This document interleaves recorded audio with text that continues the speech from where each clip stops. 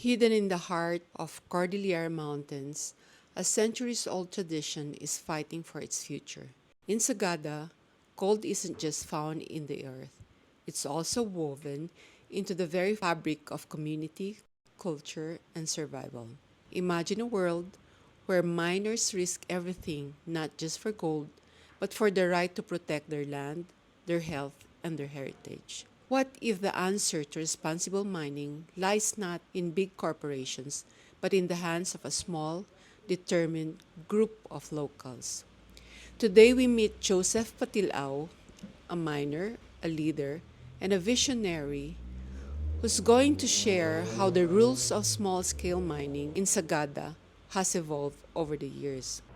Joseph, bilang pagsisimula, pwede bang sabihin mo yung konting background mo at saka yung pagiging minero mo sa Sagada?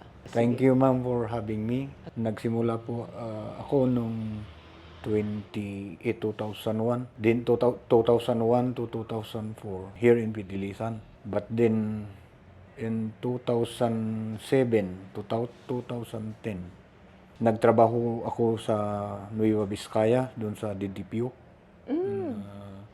Sa small scale mining din, sa tapat lang ng Oceana Gold. Okay. May small scale mining Doon. operation doon. Oo.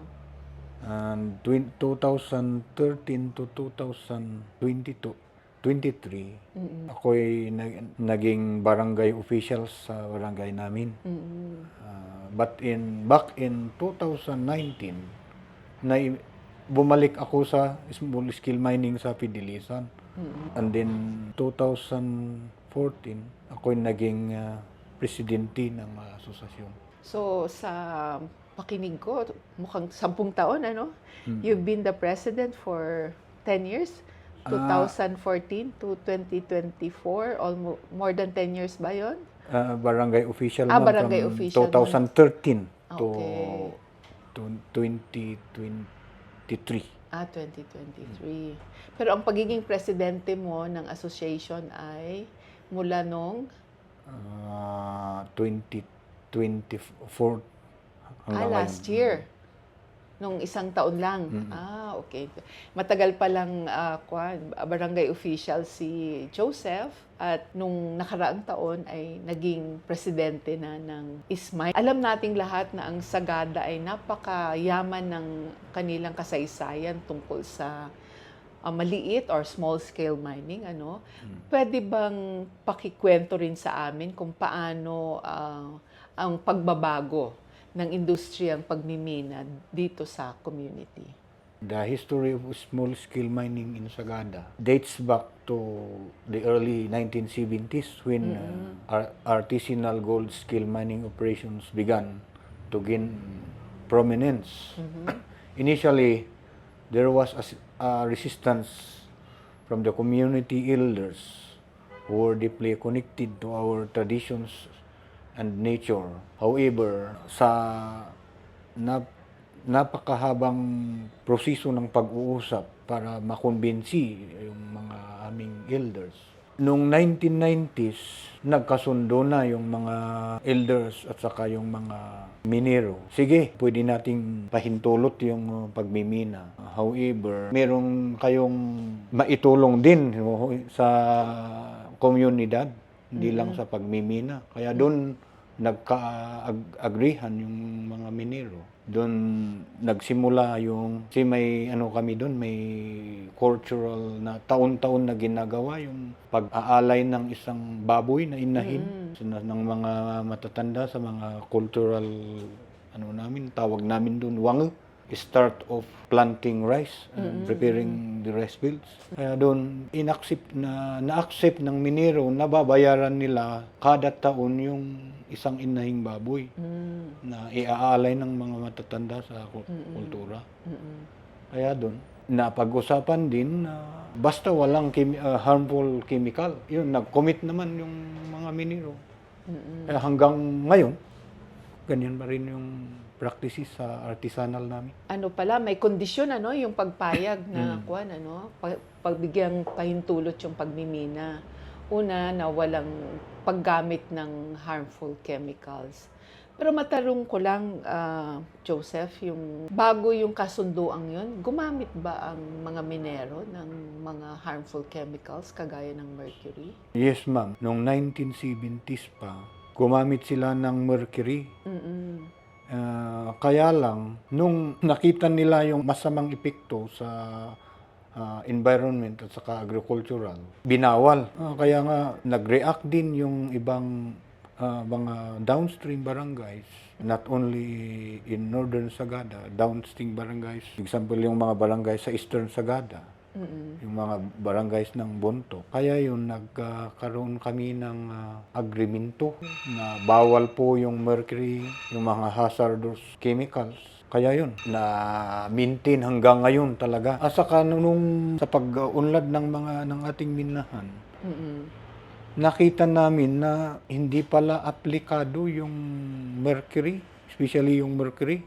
Hindi aplikado yung mercury sa klase ng ginto sa Sagada. Oh, Kasi okay. pala masyadong pino na pag-aralan namin na talagang yung gravitational na sluice box yung talagang applicable.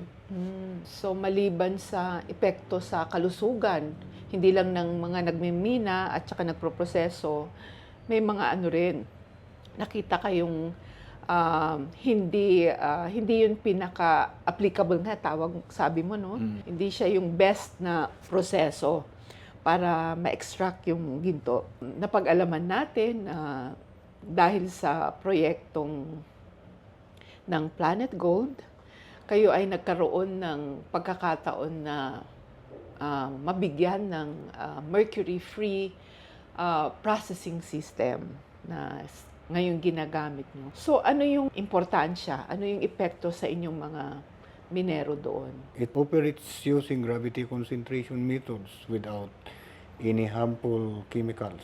The process with crushing gold bearing ore followed by grinding it into finer practices.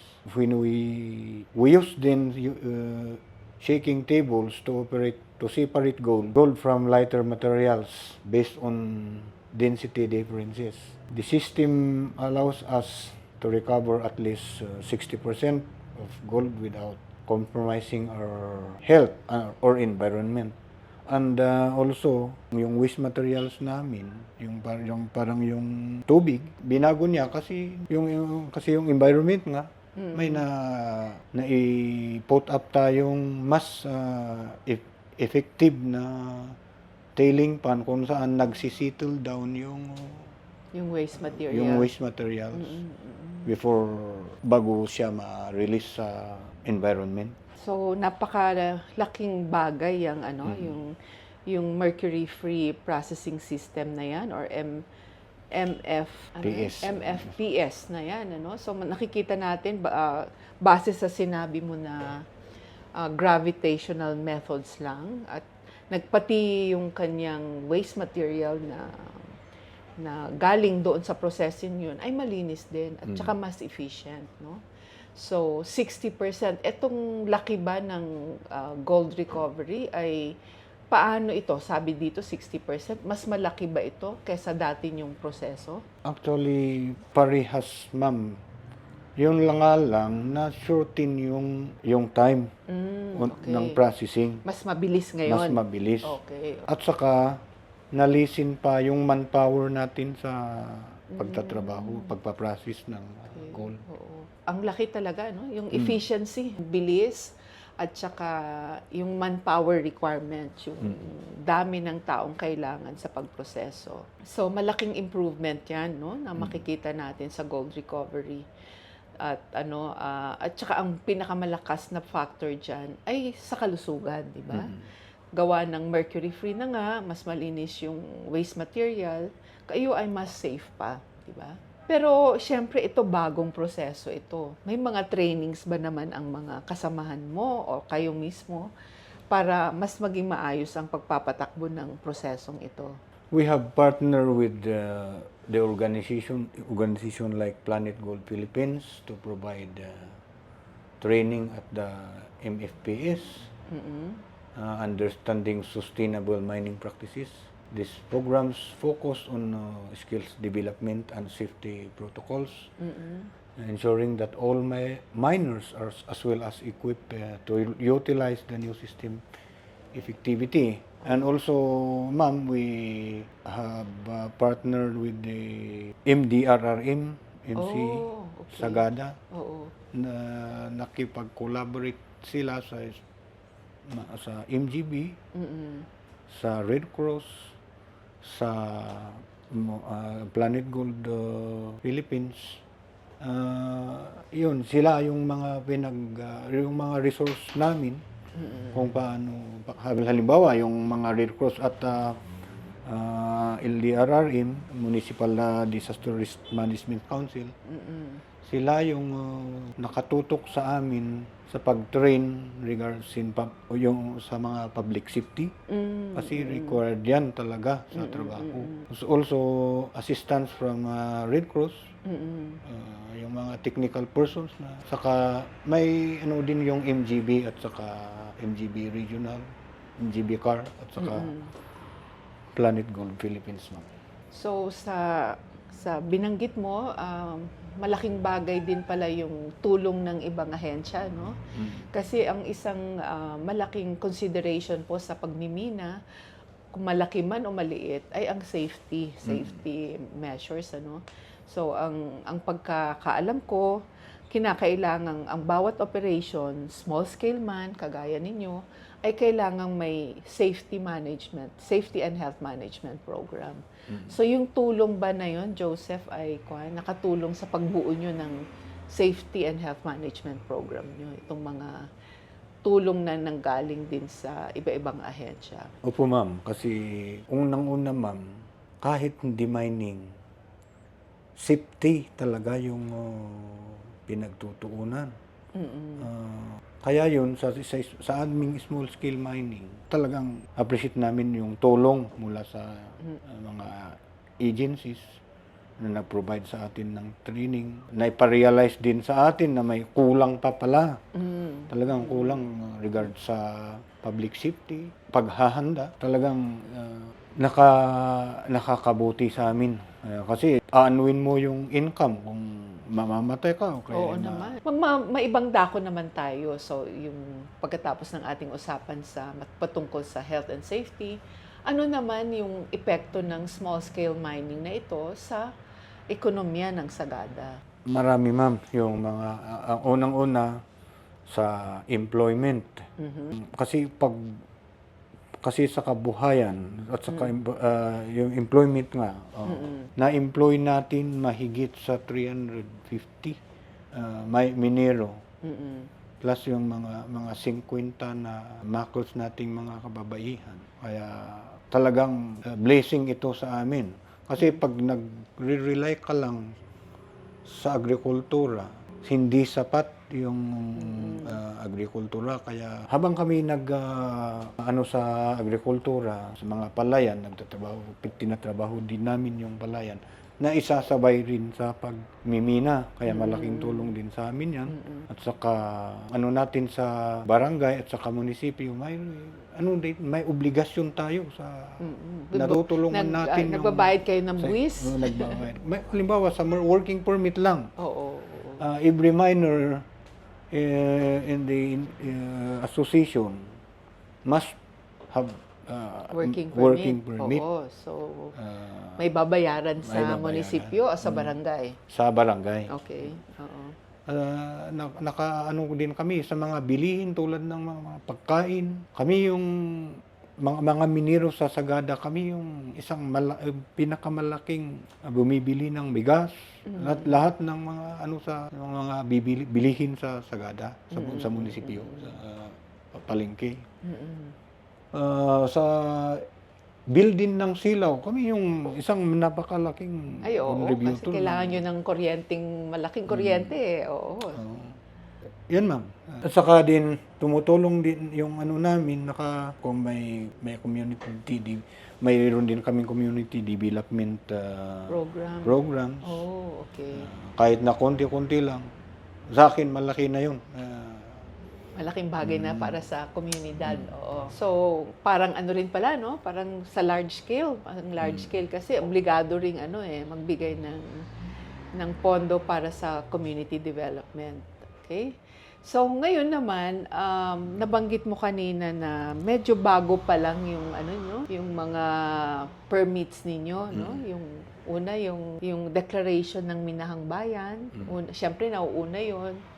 Tapos pangalawa, yung pagkakaroon nyo ng mining contract.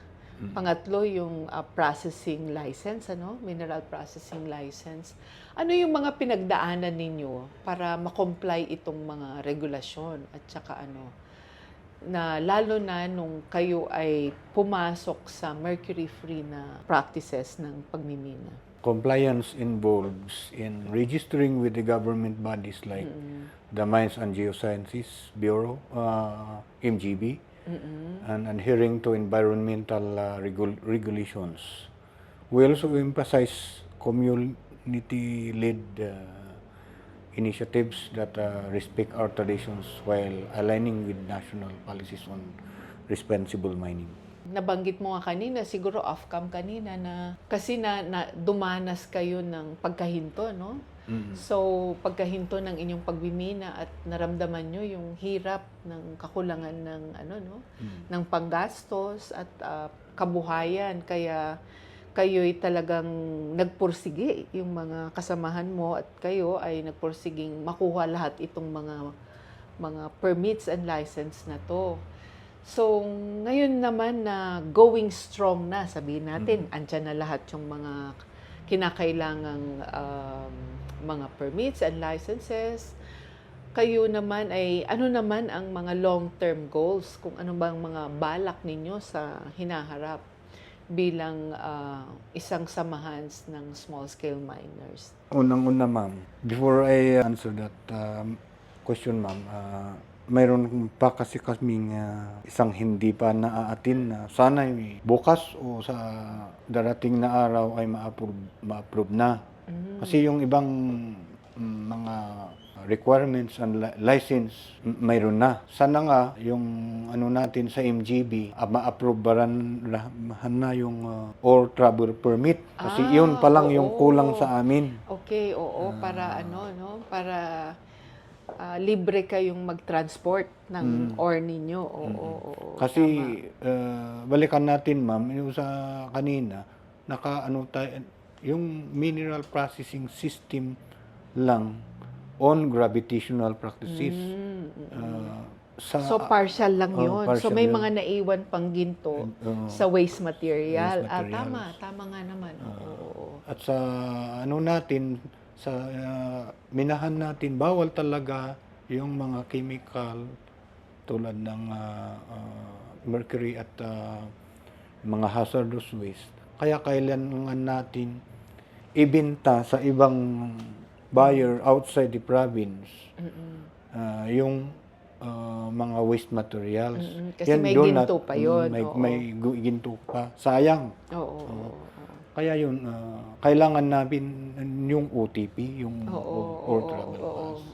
Yun, ma'am. Or transport permit. Oo.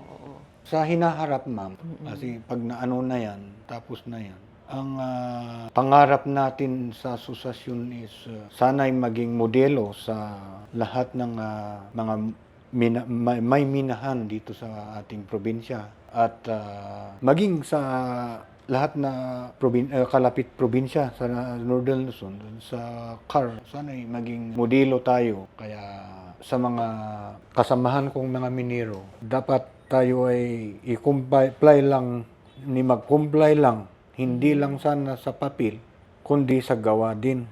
As a minero, dapat di lang sa pagmimina ka, dapat may contribution ka sa gobyerno, sa komunidad, at lalo na sa environment. Yun sana. Na isaalang-alang natin sana na hindi lang natin iniisip yung 5 years from now, dapat mag-abanti tayo. Nakasagana tayo ng mas magandang produkto, hindi lang at saka magandang environment para long term yung natin. saka mas paigiin natin yung pagtulong-tulungan at saka yung pagsisikap ng ating asosasyon para mas lumago tayo, ano tayo ng kasi pag lumago tayo mas marami tayong may tutulong sa komunidad. Tama. Oo. Baka makapagpaaral pa tayo ng mga abogado, inhinyero. Oo. Baka pwede pa kayong magbigay ng scholarship ng mga bata sa ating barangay. Oo. So, there you have it, ano? Ang napakaganda po yung experience ng ating mga kapatid sa Sagada, no? Bago tayo magtapos, may gusto ka pa bang ipaabot, Joseph, sa ating mga tagapakinig? Gusto kong ipaalam sa ating mga tagapakinig, lalo na sa lahat ng mga minero, hindi lang sa Sagada, na katulad ng sabi ko kanina, hindi tayo lang nakatuon sa kung ano ang kukunin nating mineral sa loob ng environment, kundi habang tayo nakukuha, tayo tumutulong din sa pagsasaayos ng environment. Kasi ang natin, baguhin natin yung indikasyon o kaya pagkakaintindi ng mga ibang outside na tao na basta mining, destructive. Yun Pakita ang natin laging sa kanila nasa na isip.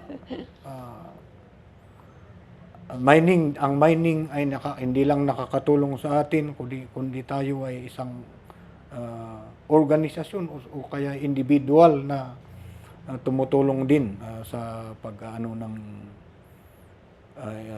pag-improve ng ating environment. Again, sa mga kasamahan ko sa Sagada, sana nga maawa sila, magkaroon tayo ng OTP. Very soon. Thank you. Okay, so with that, maraming salamat, Joseph.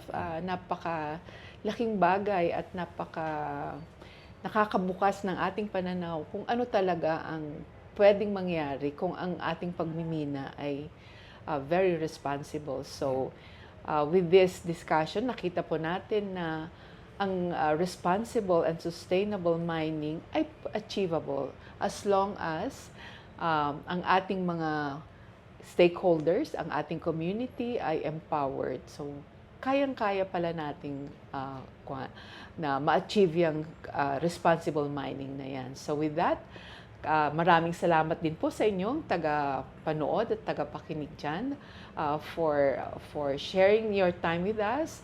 Nawa po'y natuto tayo sa experience na ating mga kapatid sa Sagada. As the sun sets over the hills of Sagada, we're reminded that the true value of gold isn't just in what's mined out, but in the hands that shape it, the traditions that protect it, and the community that thrives because of it. Today, we have seen how innovation and tradition can work together. Sagada's miners are proving that responsible mining is not just a dream. It is a reality built on courage, unity, and hope. Thank you again for joining us on this journey. If Sagada's story has inspired you, imagine what's possible when communities everywhere choose sustainability over shortcuts and hope over harm. The story doesn't end here. The future of responsible mining is being written every day by people like Joseph and the communities like Sagada.